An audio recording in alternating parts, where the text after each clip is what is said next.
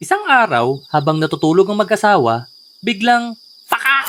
Nigupit ni Mrs. ang patutoy ni Mister. Bakit? Teka, kwento ko sa inyo. Simulan natin ang kwento kay Ting. Kasi ginunting niya si Mister.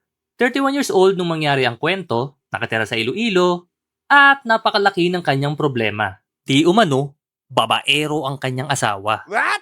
Ito, tawagin nating Mark. 33 years old, at biniyayaan sila ng 3 anak bago siya tanggalan ng karapatang makabuo. Nagkakilala silang dalawa noong 2001 sa isang video okay bar kung saan nagtatrabaho si Ting. Sa tingin ko, habang nagiinom si Mark, nakita niya si Ting at napasabi siya ng, "Uy, positive." Kaya naman napadalas ang pagbisita niya sa bar. Kalaunan, nagsimula silang mag-date at makalipas ang 2 taon, nagpakasal sila. Nga pala, hindi ito ang kanilang tunay na itsura ha. Kasi hindi isinapubliko ang kanilang pagkakakilanlan.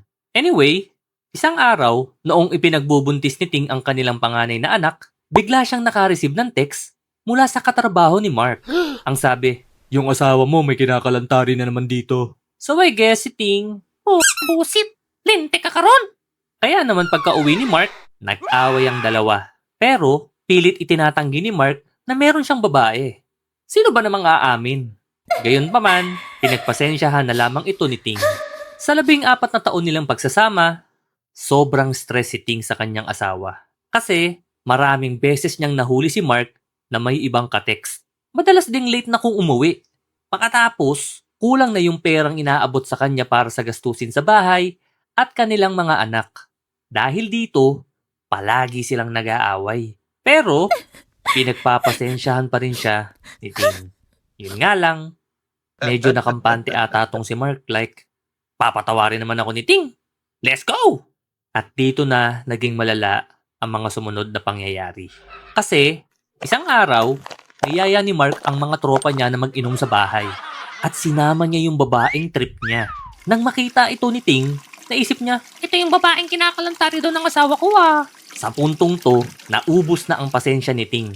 Kaya kinuha niya ang kanilang bengbeng, then blam! Nibaril niya si Mark sa binti. Nagkapatawaran ang mag-asawa sa pangyayaring ito para sa kanilang mga anak. At kung sa tingin nyo nagbago na si Mark, dun ako nalungkot. Kasi nalaman ni Ting na hindi lang pala isa ang bebot ni Mark. Oh my God. 5, gwapo man! Ito pa, apakakup***to ni Mark. Kasi pati kapatid ni Ting, hinaharot niya. Hindi na sinasabayan ni Mark kumain si Ting. Yung kapatid na ang kasabay. Pagkatapos, magkasalo pa sa isang pinggan. Dito na ulit naubusan ng pasensya si Ting. Kaya noong April 22, 2017, niyaya ni Ting ang kanyang asawa na mag-inom. Si Mark naman, okay. Nagyaya na rin sila ng ibang tropa para mas masaya. So ito na nga.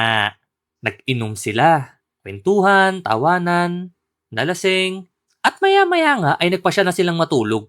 Siguro, bago matulog, naisip ni Mark, ay sa wakas, mukhang hindi na nagdududa sa akin si Mrs. Kaso, nang magising si Ting, bigla niyang naalala ang mga kalokohan ni Mark. Napaisip siya, paano ba matitigil ang pambabae nito? Pag wala na yan, wala na tayong pag-aawayan. Bumangon siya bigla, sabay dampot sa gunting. Then, pakak! Nigunting niya ang patotoy ni Mister. Nagising ngayon tong si Mark. Nagsisigaw sa sobrang sakit. Nagulantang yung kainuman nila na dun din natulog sa bahay. Pagpasok ng kwarto nila Mark, oh my God! Siguro, nakita niya yung kaputol ng patotoy sa sahig. Pagkatapos, itinakbo nila si Mark sa pinakamalayong ospital. Unfortunately, mahigit 6 na oras bago siya nakarating sa ospital. At masyadong malalim yung pagkakagupit kay Junior. Kaya hindi na ito naibalik ng mga doktor. Ayon kay Mark, never siyang nambabae. Hindi ko alam kung totoo yung about sa kapatid ni Ting pero ayon kay Mark, sobrang selosa lang daw si Ting. Sineseryoso umano ni Ting kapag binibiro ito na meron siyang babae. Ayon pa kay Mark, hindi lang pagbaril at pagputol ang nagawang pananakit ni Ting.